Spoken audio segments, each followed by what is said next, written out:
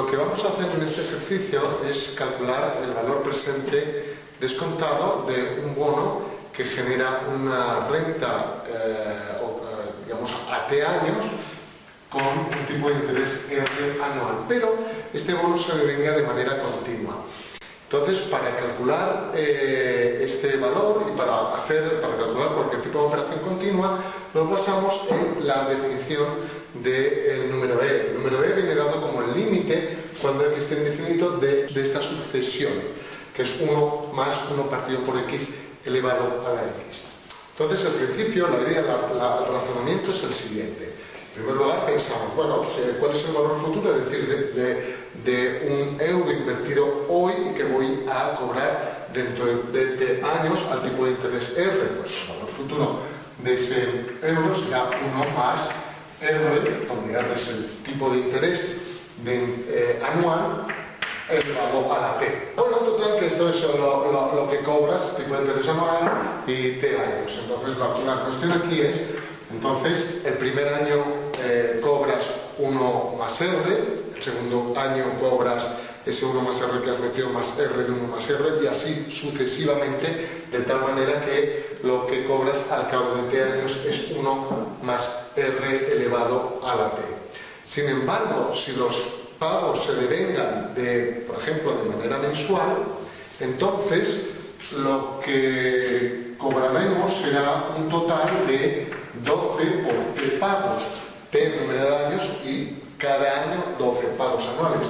Y el tipo de interés en cada devengo será igual al tipo de interés mensual. Si R es el tipo de interés anual, el tipo de interés mensual es R partido por 12. Ahora pensemos, si la operación la hacemos de devengo diario, entonces por el euro, al cabo de T años, cobraremos 365 por T pagos, puesto que vamos a devengar ese rendimiento diariamente. Pero el tipo de interés que cobraremos en cada devengo será el tipo de interés diario. Si R es el tipo de interés anual, entonces el tipo de interés diario será R partido por 365. Por lo tanto, de forma general, si vamos a realizar o a obtener n devengos al año, la fórmula, el término general será 1 más R partido por n elevado a la n por t. Y por tanto, un total de n por t pagos. Entonces ahora la cuestión aquí es cuál será el límite cuando n tiende infinito de esta fórmula, para así obtener la fórmula del valor futuro y el valor presente de un flujo de pagos que devengan un interés continuo. Realizando el límite cuando n tiende infinito de este término, aquí, de este término, entonces esto es igual a 1 más R partido por n elevado a la n por t. Entonces, bueno, para realizarlo lo que hacemos es primero un cambio de variable que es x igual a n dividido por r. Se observa que cuando n tiende a infinito, x tiende a infinito, vamos por la dirección correcta, entonces aplicamos el cambio de variable aquí, ¿vale? Entonces esto será el límite cuando x tiende a infinito, ¿verdad?, de 1 más 1 partido por n partido por r elevado a la n por t. Lo que he hecho simplemente es pasar al denominador, aplicar un método muy sencillo del álgebra de números y pasar dividiendo en el denominador lo que aquí antes había en el numerador. Pero a este término le hemos llamado x, entonces lo podríamos escribir de esta forma. Pero adicionalmente, si a este término le hemos llamado x, entonces n, aquí despejando de aquí, se puede escribir como r por x. Por lo tanto, donde hay una n aquí, podemos escribir r por x. Entonces, como el orden de los factores no altera el producto, esto lo podríamos escribir como x por r por t. Por lo tanto, haciendo este límite de acá, lo que aquí tenemos es justamente la definición del número e. Por lo consiguiente, es el límite, es decir, el límite cuando n tiende a infinito de un flujo interés anual R y que se pagan o se vengan con n pagos cada año, ese límite vendrá dado entonces por e elevado a la R. Entonces este es el valor futuro de un euro que cobra un interés anual de R y tiene unos devengos continuos a lo largo de T años. Entonces podemos aplicar esto para calcular el valor presente, por ejemplo, de un bono que paga un cupón C constante a lo largo de T periodos. Entonces, ¿qué ocurre? Pues siendo que este es el valor futuro, entonces el valor presente de un euro que en el futuro va a dar ese pago, dando siendo R el tipo de interés anual y T el número de años, entonces el valor presente de ese euro vendrá dado por la inversa de ese número de. Entonces el valor presente de ese euro será E elevado a menos R por T. Hay una similitud entre esto y la fórmula continua que, si recordamos de lecciones anteriores, del tema anterior, vendría dado por 1 más R elevado a la 0. Esto era el valor presente de un euro que se iba a cobrar, el valor presente de esta cantidad cobrada a tipo de interés R anual dentro de T años. Entonces, para aplicar esto al concepto del bono que paga ese cupón C constante durante T periodos al tipo de interés anual R, pero de una manera continua, porque este valor presente descontado de ese bono vendría dado por la suma de los cupones que se cobran de manera continua a lo largo del tiempo, es decir, vendría dado entonces ahora por esa suma, pero puesta de manera continua, por lo tanto la integral entre 0 y el momento T, porque se va a cobrar en el periodo T, entonces lo que estamos corriendo es el tiempo, ponemos aquí la de T, el valor presente en cada uno de los periodos. El bono paga ese cupón y en términos de valor presente se pone así. Fíjense ahora que aquí estamos poniendo la T, que es realmente la variable que estamos sumando a lo largo del tiempo.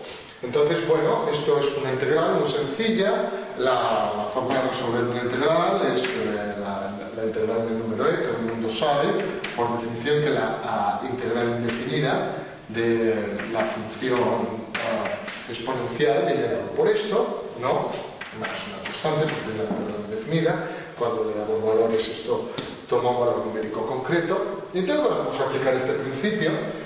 Vamos a hacer los pasos correspondientes, que son, en primer lugar, sacar factor común C.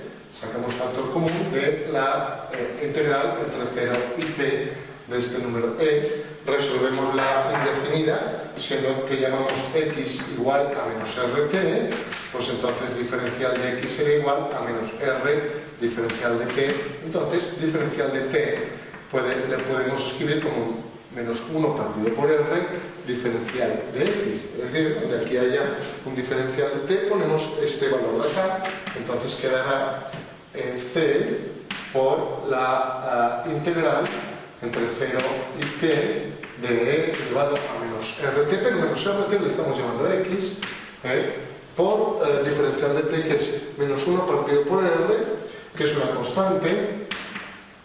Ponemos entre paréntesis para tener en cuenta, para no confundir el signo con una suma, sino que forma parte del valor, por diferencial de x. ¿Qué ocurre? Esto es una constante en la integral, ¿no? Porque lo que estamos ahora, bueno, una cuestión aquí esencial es que la variable t, ahora sustituimos este cambio de variable aquí, entonces la c es constante, aquí entonces tendremos la integral entre 0 y t. No vamos a variar los límites de integración, porque tenemos el cambio de variable. E elevado a menos rt, pero menos rt le estamos llamando x. Y ahora diferencial de t, pero diferencial de t es igual a menos 1 partido por r, que es una constante, por diferencial de x. Menos 1 partido por r es una constante, entonces lo podemos sacar fuera del signo integral, quedando aquí diferencial de x, y esto igual a menos C partido por R. Ahora, aquí ya aplicamos la fórmula de la integral indefinida, entonces queda menos C partido por R por e elevado a la x, pero como es una integral definida, la integramos entre 0 y t. Para lo cual ahora aplicamos la regla de Barrow, simplemente aplicar los límites de integración. Bueno, en primer lugar, como x es igual a menos rt, tenemos en cuenta eso de que es menos r por t minúscula, puesto que t es la que toma valores entre 0 y t, y ahora aplicamos estos límites de integración por la regla de Barrow. Por lo tanto, esto se puede expresar, este valor presente descontado, como menos c partido por r por e elevado a menos rt, que es la sustitución de este t del término más alejado, menos e elevado a 0. Entonces aquí, sacando el factor común menos 1 y reordenando los términos, es decir, poniendo este en primer lugar y este en segundo lugar, al sacar el factor común a menos 1, esto queda menos, esto queda así, pero esto lo podemos reordenar de tal manera que lo que nos queda es 1 menos e elevado a menos r t mayúscula, que es el número de periodo. Y esta es la fórmula del valor presente descontado de un bono que paga un cupón fijo a un tipo de interés anual, pero cuyo devengo es continuo a lo largo del tiempo. Fíjense la similitud que hay entre esta fórmula y la del valor presente descontado del bono que pagaba un cupón constante C con un tipo de interés anual, pero cuyos devengos eran anuales. En aquel momento, que fue en el tema anterior, en el tema primero, el valor presente descontado era igual a C partido por R por 1 menos 1 partido por 1 más R elevado a la T, ¿vale? La T mayúscula. Entonces, fíjense la similitud y entonces el papel que cumple este elemento de acá es similar a este de acá. Lo que pasa es que este representa ese descuento, el descuento del valor futuro periodo T, cuyo devengo es de manera continua. Finalmente, para también terminar de ver las similitudes entre esto y lo que vimos en el tema anterior, veamos qué ocurre cuando consideramos que el bono es a perpetuidad, es decir, cuando el número de años es infinito, es decir, que se cobra el cupón C de manera perpetua durante toda la vida. Entonces, en ese caso, hacemos el límite cuando T mayúscula tiende a infinito, y cuando T mayúscula tiende a infinito, como eso está en el denominador, esto tiende a 0, entonces el valor presente descontado de un bono que paga un cupón C de manera continua a perpetuidad obtiene la misma fórmula que obteníamos cuando considerábamos que el devengo era de manera anual.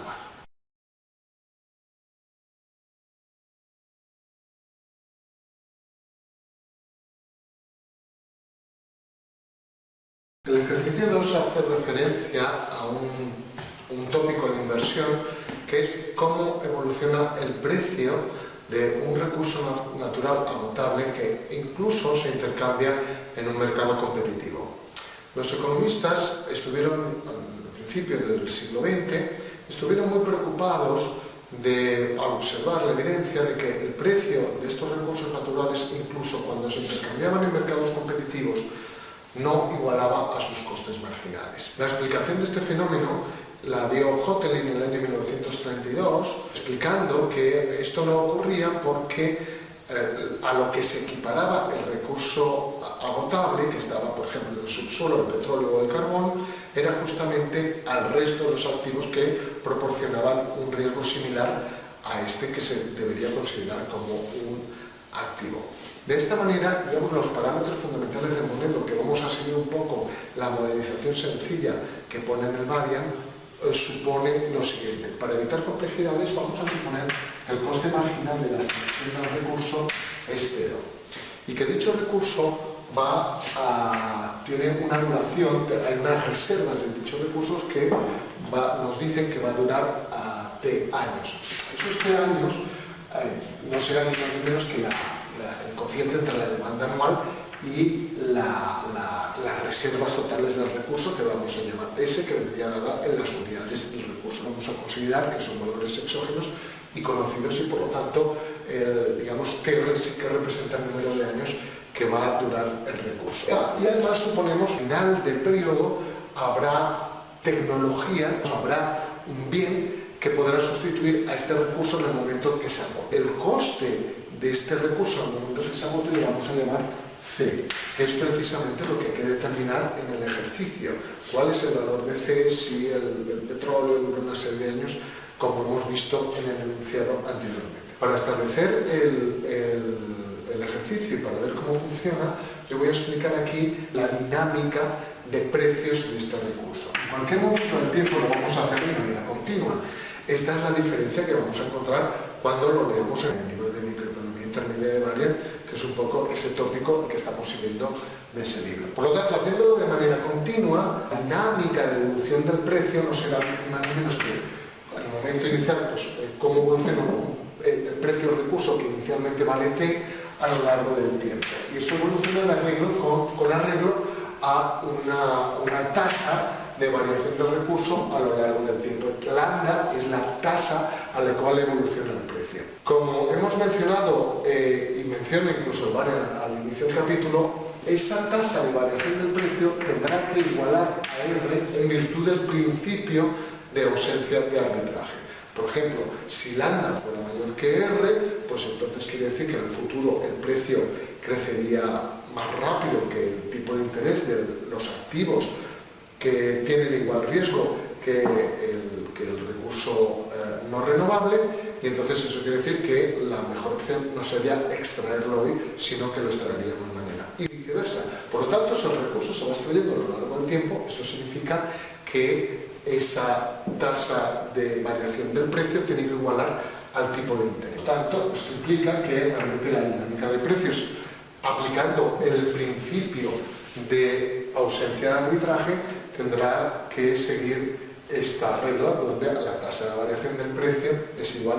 En segundo lugar está el hecho de que en el momento T, o sea, al final del periodo, el recurso, como hemos dicho, va a tener un sustituto perfecto que viene dado por energía alternativa. Entonces, quiere decir que en el momento T, o sea, al final del tiempo, cuando el recurso se agotó definitivamente, el precio tendrá que igualarse a la energía que lo sustituya. Por lo tanto, esto nos permite determinar el valor de P sub 0. Por lo tanto, aquí P sub 0 se puede escribir como C por elevado a menos RT mayúscula, porque simplemente despejamos el P sub 0 aquí. Entonces, esto, sustituyéndolo en la dinámica de precios del recurso no renovable, permite escribir esto como C por E elevado a menos RT mayúscula por elevado a RT mayúscula, o sea, más R en virtud de las propiedades de las potencias T minúscula. Donde T minúscula no es ni más ni menos que la variable T minúscula, por tanto, va desde el momento 0 hasta el momento T mayúscula, que es cuando el recurso se agota, y esto lo podemos escribir de la siguiente forma. Podemos reordenar los elementos y se puede escribir así. T es el parámetro que indica cuando el recurso se agota. Entonces, en virtud, ya tenemos para calcular esta dinámica de precios, por lo tanto ya estamos en condiciones de representar la dinámica de precios. Un gráfico donde ponemos aquí el tiempo y aquí el precio del recurso.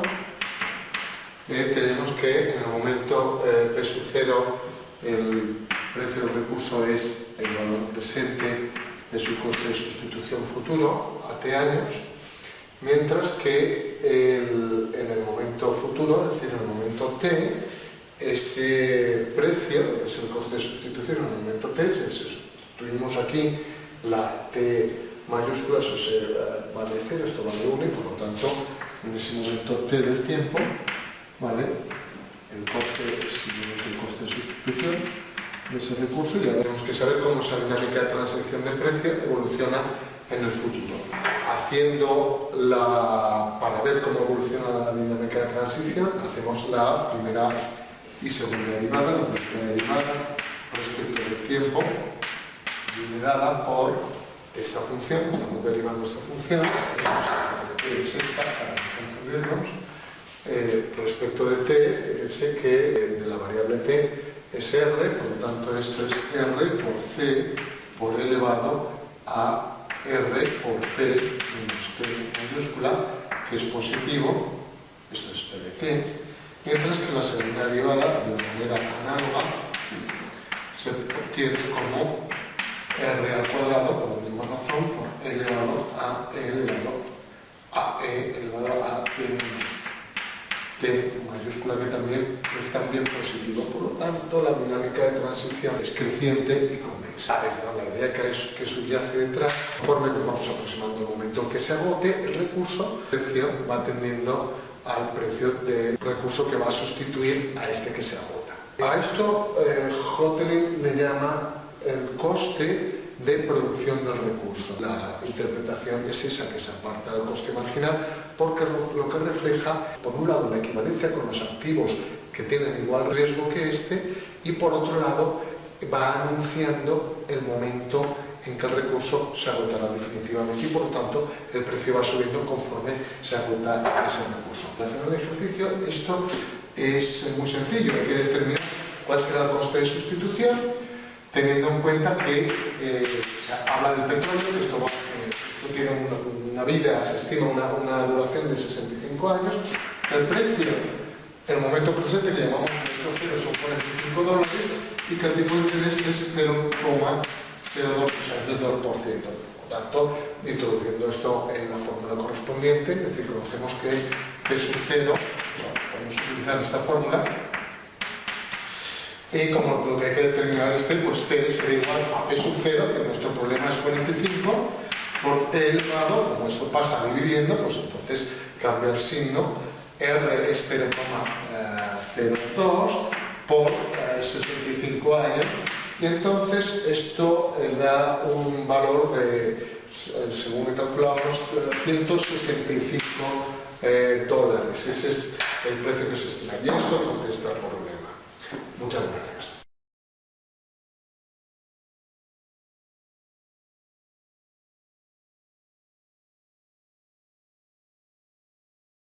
Bueno, aquí estamos comparando entonces, es un ejercicio meramente de comparación de inversión, pero donde, siendo que es una bombilla, que suponemos que la tenemos encendida todo el tiempo, pues entonces nos proporciona un flujo de rendimiento continuo a lo largo del tiempo.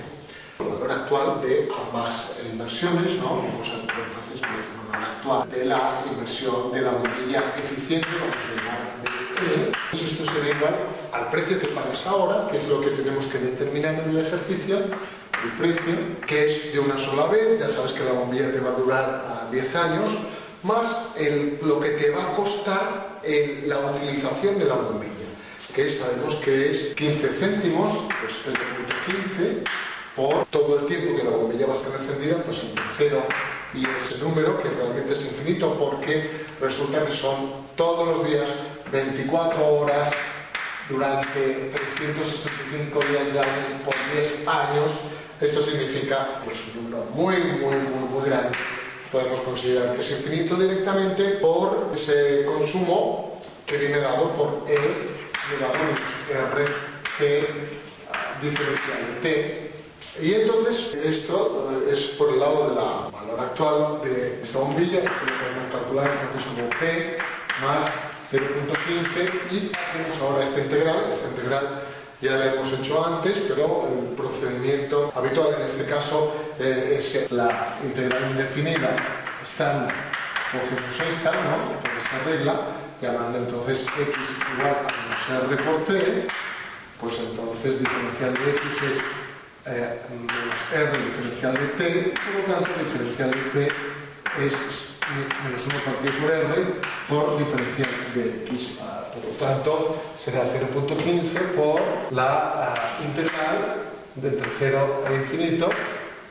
Sacamos menos 1 partido por r fuera, ¿verdad? Quedará e elevado a x diferencial de x. Entonces, esto es igual, en virtud de la fórmula, a e elevado a x, ¿verdad? Entre 0 infinito y x sería igual a menos rt.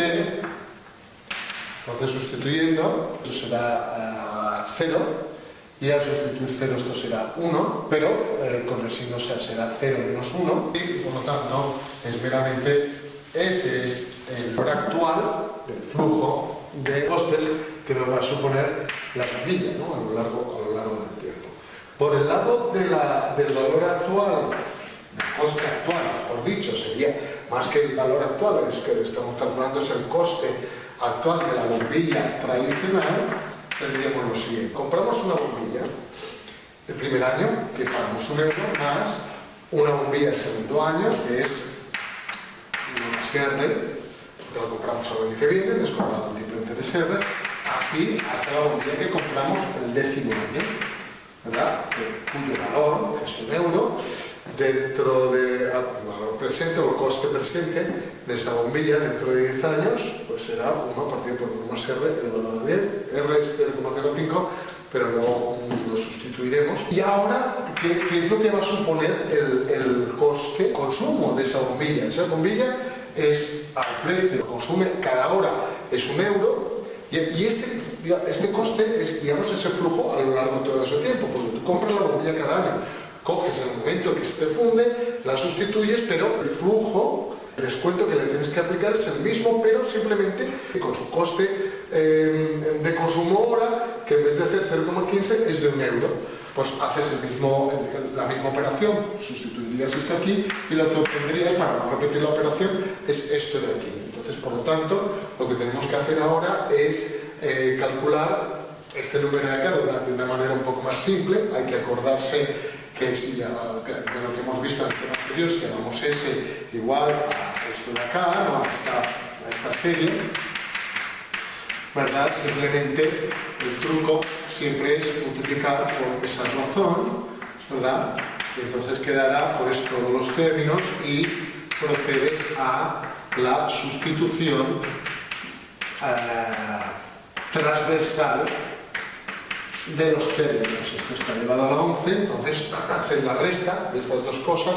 La resta de estas dos cosas es R partido por 1 más R por S, entonces haces la sustitución, digamos la eliminación transversal de los términos y te queda pues el primero menos 1 partido por 1 más R elevado a la 11, por lo tanto, al despejar la S igual a 1 más R partido por R por 1 menos 1 partido por 1 más R elevado a la 11.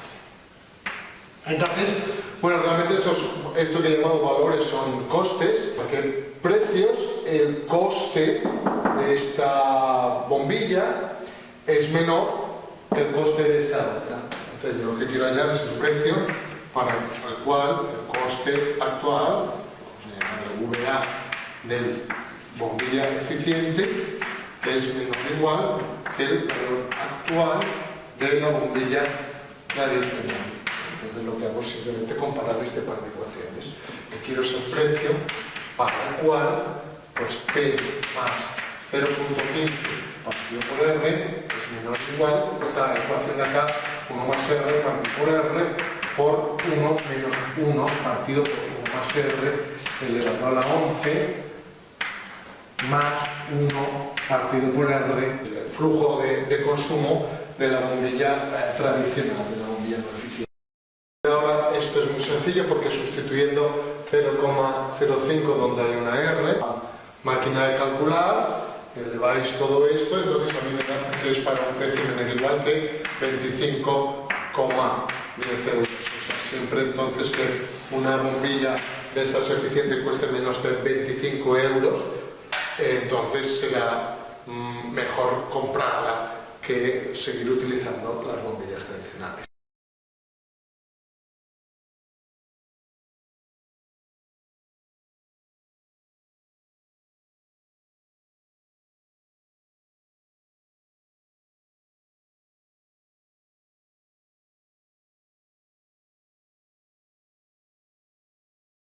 Bueno, el ejercicio 4 nos habla, como hemos visto, de una cantidad un bosque cuya ley de crecimiento biológico viene dada por una función f de t continua. Vamos a suponer que esa función es el bosque crece con el tiempo, es decir, su primera derivada es positiva, y vamos a suponer que su segunda derivada es negativa, que es una regla muy usual en los procesos de crecimiento biológico, de tal manera que conforme pasa el tiempo, ¿no? el bosque crece, pero con el tiempo creciendo cada vez menos, ¿no? F, por tanto, está medido en las unidades físicas en las que se mide el crecimiento de un bosque, en toneladas, en las unidades que sea. Fijaros que esto está aplicado para un recurso renovable en general, puede ser un bosque, puede ser una pisciparcoría o cualquier tipo de recurso natural, de recurso renovable, como puede ser un bosque. Es importante señalar que esto va a constituir, de hecho, la condición de segundo orden del problema de optimización que vamos a resolver. Ya veremos que esa condición va a hacer que la condición de optimalidad sea suficiente. Entonces, lo que tenemos que hallar entonces es el valor actual para calcular cuándo hay que talar el bosque o cuándo hay que depletar, cuándo hay que extraer el recurso. Ese valor actual dependerá de t y será transformado, será expresado en términos de valor económico. Aquí suponemos que esta madera que se extrae del bosque se vende a un precio P, un precio escalado, es un valor paramétrico por f de t, y además, como el valor actual lo tenemos que descontar, como la cantidad de madera crece de manera continua, esto se descuenta a través del valor actual, esto es en términos de un flujo continuo, es decir, en esa forma. Entonces lo que tenemos que hacer es hallar la primera y segunda derivada para obtener el valor de t que maximiza, lo que tenemos que hacer es el valor de t, hallar el valor de t que maximiza VA de t. Por lo tanto, tenemos que hallar las condiciones de primero y segundo orden. La derivada de VA de t respecto de t será igual entonces a p, que es el parámetro, que es una constante, y ahora la derivada variable, ¿no? Es la derivada del producto, que será igual a la derivada del primero, f' de t por s sin derivar, más la derivada de este, que es menos r elevado a menos rt por este sin derivar. Podemos hacer aquí siempre una recomendada simplificación, que es siempre extraer factor común de las ecuaciones siempre que podamos. El factor común es e elevado a menos rt, factor común de f' de t menos r por f de t. Dentro de un momento iremos sobre la condición de primer orden, utilizando esta primera derivada, pero antes hallemos la segunda derivada. La segunda derivada de esta función respecto de t será igual, derivamos aquí, derivamos esta parte de acá, será el precio, y ahora tenemos otra vez el producto de funciones, la derivada de este es menos r por elevado a menos rt por esa parte sin derivar,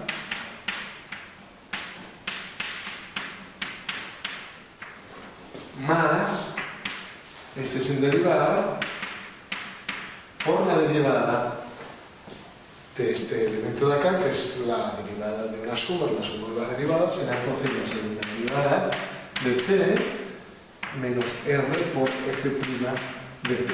Bien. Entonces, ya estamos en condiciones de hallar, tomada la primera y la segunda derivada, pues de hallar el punto donde se maximiza la función. Lo único que tenemos que hacer es hallar la condición de primer orden. Como sabemos, la condición de primer orden es hallar el valor de t que hace que la primera derivada se anule. Esto lo igualamos a cero, p es una constante, por lo tanto esto no influye, esto es positivo, por lo tanto esto no influye, o sea que el valor de t es el valor de t que hace que esto sea igual a cero. El valor de t que maximiza es un valor de t tal que esto es igual a cero. Entonces resolvemos esta ecuación y obtenemos un valor concreto de t que vamos a llamar t estrella, Quiere decir que T estrella cumple, satisface esta condición de primera orden, lo vamos a poner así. Notemos algo sobre la lectura canónica de T estrella, es el valor que cumple esta ecuación. Interpretamos esa ecuación dice que es el valor para el cual el tipo de interés se iguala a la derivada, ¿verdad?, de t en ese punto partido f de t en ese punto. Si os fijáis, esto es la tasa de rendimiento biológico del recurso renovable, evaluada en el punto donde se maximiza. Es decir, donde se maximiza es en aquel punto para el cual la tasa de variación biológica coincide con el tipo de interés. Y ahora, para saber efectivamente que esto es un máximo, deberíamos sustituirlo aquí en la segunda derivada, para ver si esa segunda derivada da negativo. Al sustituir el asterisco, ¿verdad?, donde hay una t tenemos que poner el asterisco, ¿verdad? En todas las partes donde hay una t hay que poner el asterisco. Y la primera cuestión que nos damos cuenta es que al sustituir en la segunda derivada de asterisco, en virtud de la condición de primer orden, esto vale 0, y por lo tanto la segunda derivada vale más ni menos que esto. Pero, como hemos dicho, la segunda derivada para cualquier t es negativa, luego esto es negativo, esto es positivo, pero como tiene un signo menos delante, es negativo, y al final la segunda derivada evaluada en el punto que maximiza, es decir, el punto que satisface la condición de primer orden, es negativa, por lo tanto confirmamos que t asterisco es un óptimo. Y la condición suficiente para que sea un óptimo es que el recurso, la ley de variación biológica, la ley de crecimiento del recurso, sea una función creciente pero cóncava. Aplicando esto al ejercicio que tenemos, al ejercicio número 5, los siguientes datos: que la ley de variación f de t es igual a 100 por t elevado al medio. La cuestión que nos dice el ejercicio es que hallemos el tiempo para el cual se está maximizando. Bueno, una cuestión respecto de esta ley de variación: la primera derivada es igual a, si hacemos la derivada, 50 por t elevado a menos un medio, y la segunda derivada f de t es igual a 25 menos 25 por t elevado a menos 3 medios, lo cual implica que la segunda derivada es negativa para t, para los valores de t positivos, y quiere decir, por tanto, que lo que encontremos en la condición de primer orden para este ejercicio será un máximo. ¿Cómo hallamos el máximo? Pues lo hallamos utilizando esa ecuación, es decir, vamos a hacer el cociente entre la primera y la segunda derivada, entre la primera derivada y el valor de f de t. Entonces resolvemos esa ecuación. En el ejercicio nos dicen que r es el 10%, por lo tanto r, pues el 10%, tendrá que ser igual a f' de t, que es 50 por t elevado a menos un medio, ¿verdad?, por f de t, que es 100 por t elevado a un medio. Entonces esto tiene una álgebra muy sencilla: 50 entre 100 es igual a un medio, ¿verdad? Este lo podemos pasar para acá y queda pues un quinto, y por propiedad de potencias esto queda 1 partido por t, de donde sale que en la solución de esta ecuación son 5 años, ¿no? Esta medida en unidades de tiempo. El apartado B nos dice además que, bueno, ¿qué ocurre? ¿Usted aceptaría la compra, si le compraran ahora, si le pagaran una caja por 130 euros? Bueno, la cuestión sería, vamos a ver qué es lo que vale, el valor presente de este negocio en el momento en el que es óptimo. O sea, lo que tenemos que calcular es el valor actual, el valor presente, cuando t es igual a 5, y esto os vendría dado simplemente por 100, ¿verdad?, por 5 elevado a un medio, y descontado con el tipo de interés del 10% durante el periodo óptimo de 5 años, y entonces esto nos da pues aproximadamente 135,62 euros. Por lo tanto, la respuesta sería que no. Por 130 euros no aceptaríamos el trato, por lo menos deberíamos cobrar actualmente pues esa cantidad, pues 136 euros, redondeando. Y el apartado C dice que repitamos todo el ejercicio con una tasa de interés del 25%, sería que poner, pues en vez de un décimo, pues poner un veinteavo y hacer la T sería de 10 años y repetiríamos todo el ejercicio como os he hecho antes, pero eso ya lo dejo para vosotros. Muchas gracias.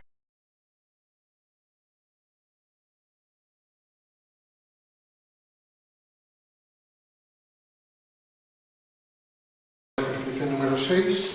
Tenemos aquí una ganadería, el proceso de esta ganadería hace que la carne crezca con arreglo a este proceso y lo que busca es que hallemos la relación entre el T que maximiza y el tipo de rendimiento. Para ello pues seguimos las reglas habituales que hemos visto en los ejercicios anteriores.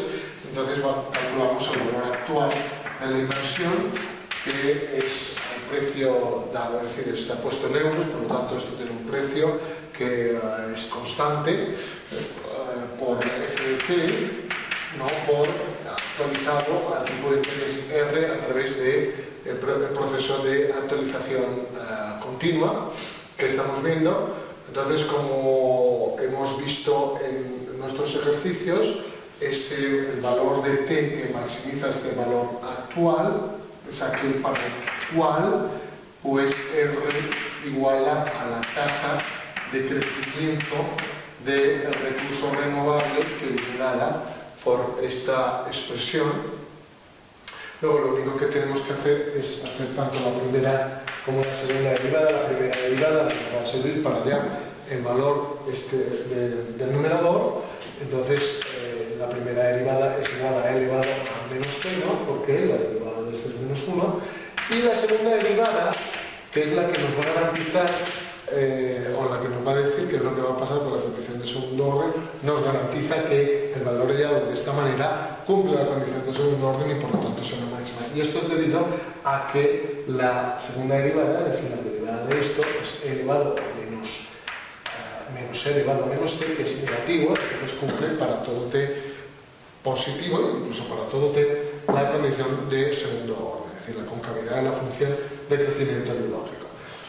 Por lo tanto, entonces, yendo a esta parte, vamos a verlo aquí en esta parte de la pizarra. R será igual a la primera derivada, que es elevado a menos t, partido por f de t, que es elevado a menos e elevado a menos t.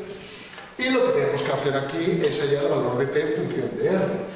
Esto tenemos una ecuación donde la variable que tenemos que despejar está en el exponente, entonces procedemos calculando antilogaritmos. Son reglas algebraicas muy sencillas. Lo que pasa es que bueno, hay que saber hacer el ejercicio o hay que hacerlo alguna vez. Lo que hacemos es pasar para este lado, o sea, multiplicar por el denominador, quedando la expresión de esta manera, elevado a menos t. Y entonces ahora pasamos esta parte para acá, entonces nos queda que R será igual a E elevado a menos t, factor común de 1 más R. Entonces este que está en el denominador lo pasamos aquí multiplicando y queda que E elevado a t sería igual entonces a 1 más R partido por R. Y ahora tomamos antilogaritmos y tomando antilogaritmos ya podemos expresar t como una función de R como el logaritmo de 1 más R partido por R. Y esta es la relación entre t y R. Al final, el ejercicio lo que nos dice es que veamos cuál es la forma de esa relación. Entonces, para ello tenemos que ir un paso más, allí en el análisis, y analizar cómo es esta función, cómo es la función t en función de R cuando R es no negativo. Para ello, pues, tenemos que dar valores, por ejemplo, cuando R vale 0, entonces esto será infinito, porque será 1 partido por 0, el logaritmo de infinito es infinito, ¿verdad? Y sin embargo, cuando R tiene un valor muy grande, esto convergerá a 1, con lo que el límite, cuando R sea t de infinito, de t de R, convertirá a 0. Vamos a comprobarlo, que es decreciente y convexa. Entonces, para ello, tenemos aquí la función, esta función que tenemos aquí, el logaritmo de 1 más R partido por R, es la primera derivada, la derivada de t respecto de R. Esta es la derivada de logaritmo de una función, ¿no? Como sabemos, llamando esto VDR, donde VDR es igual a 1 más R partido por R, ¿no? Sustituyendo simplemente, esto será igual a la derivada del logaritmo será igual a V' de R partido por V de R, lo pongo así para que lo entendáis mejor. Entonces, digamos, el denominador tengo la inversa de esta, entonces esto será R partido por 1 más R, y en el numerador debo tener la derivada de esto de acá, que la haré aparte, porque será la derivada del numerador, que es 1 por el denominador sin derivar, R, menos la derivada del denominador, que es 1 por el numerador sin derivar, 1 más R, partido por el denominador al cuadrado, es decir, que da igual a menos 1 partido por R al cuadrado. Entonces, es la que me falta, sustituyo aquí, ¿verdad? Menos 1 partido por R al cuadrado, entonces este R cuadrado se simplifica con este y digamos que lo que queda es esa función, esa derivada se puede escribir así, de esta manera, ¿no? Incluso más fácil si se quiere, si se escribe así, ¿no? Siempre recomiendo que llegados a este punto, si tenemos que hacer una segunda derivada, pues pongamos esto en términos de potencias, segunda derivada de t, pues que todavía menos veces, entonces será el signo menos, lo tienes que dejar delante y hacer la derivada del primero, que es menos 1 más r menos 2 por el segundo sin derivar, más la derivada del segundo, que es menos r elevado a menos 2 por el primero sin derivar.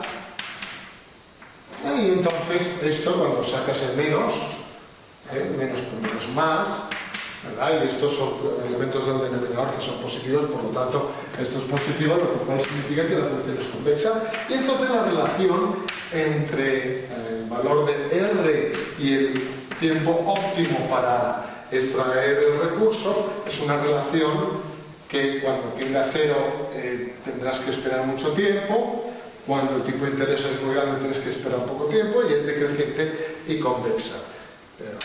Y esto es todo, gracias.